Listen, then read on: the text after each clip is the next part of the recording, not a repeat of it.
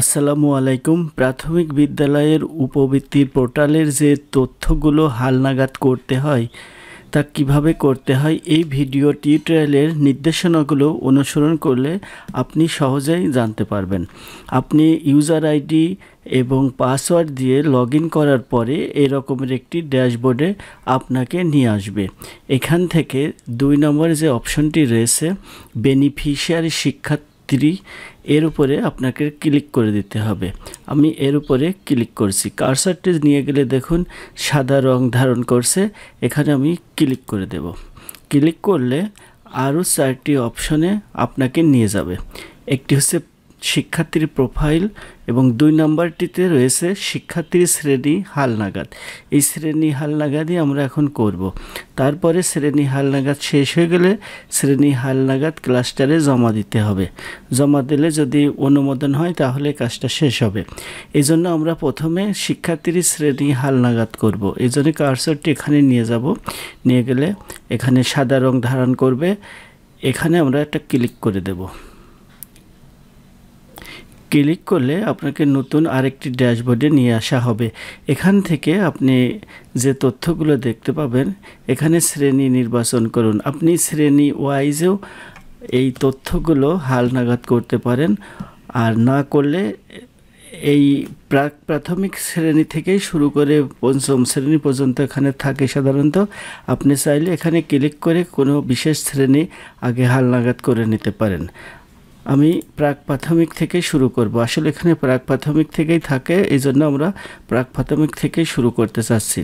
তো প্রথমে যে স্টুডেন্টটি আছে উজান বিশ্বাস, এখানে এর ডান পাশে আমরা চলে যাব। যাওয়ার পরে এখানে যে কলমের আইকনটি রয়েছে এর উপরে আমরা ক্লিক করে দেব।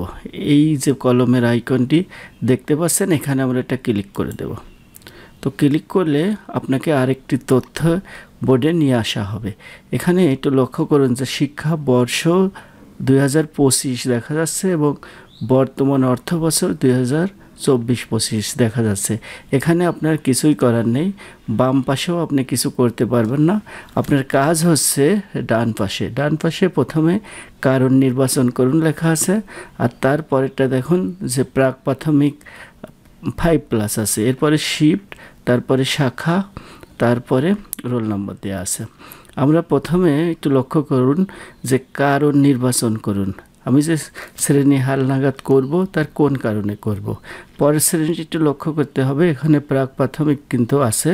আমরা প্রথমটা একটু খেয়াল করি যে কারণ নির্বাচনের এই অপশনের উপর ক্লিক করে দেব।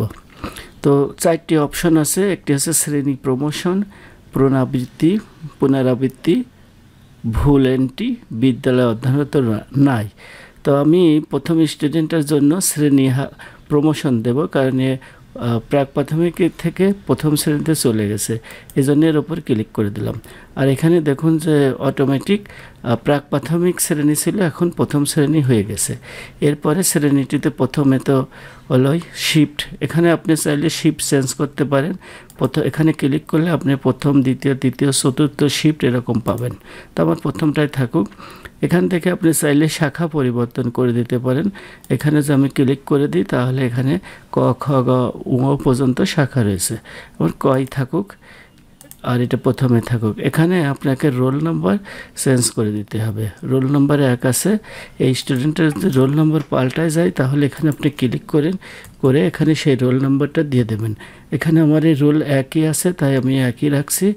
এবার সর্বশেষ কাজটি হচ্ছে সংরক্ষণ, এই অপশনের উপরে ক্লিক করে দেবেন। সংরক্ষণ করলে সাকসেসফুল এই মেসেজটি আসবে, অর্থাৎ সাকসেসফুল হয়ে গেছে। এইভাবে আপনি প্রত্যেকটা স্টুডেন্টের এগেনস্টে একটার পর একটা হালনাগাদ করতে থাকবেন। আমি আরেকটি হালনাগাদ করি। কলমের আইকনের উপর ক্লিক করেছি, আবার এটা চলে আসছে। আসার পরে আবার এখানে যাব, কারণ নির্বাচন করুন। এখানে আমি শ্রেণী প্রমোশন দেব, ক্লিক করব। এটা 1ম শ্রেণী হয়ে গেল, অর্থাৎ আগে প্রাক প্রাথমিক ছিল, এখন 1ম হয়ে গেল। এর রোল নম্বর 2ও আছে। আমি আবার এখানে সংরক্ষণ করে দিচ্ছি। আবার এখানে সাকসেসফুল এই মেসেজটি আসবে। সব কিছু রেডি হয়ে যাওয়ার পর, অর্থাৎ আপনার যত স্টুডেন্ট রয়েছে সব শ্রেণী হালনাগাদ করার পরে আপনি এখানে যাবেন, শ্রেণী হালনাগাদ ক্লাস্টারে জমা দিন, এখানে ক্লিক করে দেবেন। অর্থাৎ এগুলো যদি হালনাগাদ করে রেখে দেন আপনার পোর্টালেই থেকে যাবে, উপজেলা সহকারী শিক্ষা অফিসের কাছে যাবে না। এজন্য আমরা ক্লাস্টারে প্রেরণ করব। এজন্য এখানে আবার ক্লিক করব যে শ্রেণী হালনাগাদ ক্লাস্টারে জমা দেন, এখানে ক্লিক করে দেব।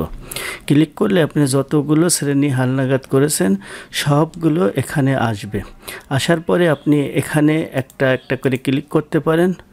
এখানে জাস্ট আমি দুটো করেছি বলে দুটো আসছে। আপনি সবগুলোই যখন একবারে পাঠাতে পারবেন সেই ক্ষেত্রে আপনি এই উপরে এটার উপরে ক্লিক করবেন। উপরে যে একটা চতুর্ভুজের মতো একটা চিহ্ন রয়েছে ফাঁকা, এটার উপর ক্লিক করে দেবেন। ক্লিক করে এরপরে কাজটা কি হবে, ক্লাস্টারে পাঠান এই অপশনের উপর ক্লিক করবেন।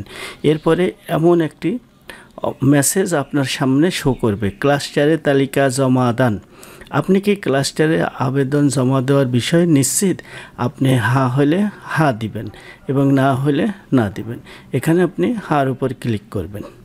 আশা করছি আপনারা বুঝে ফেলেছেন।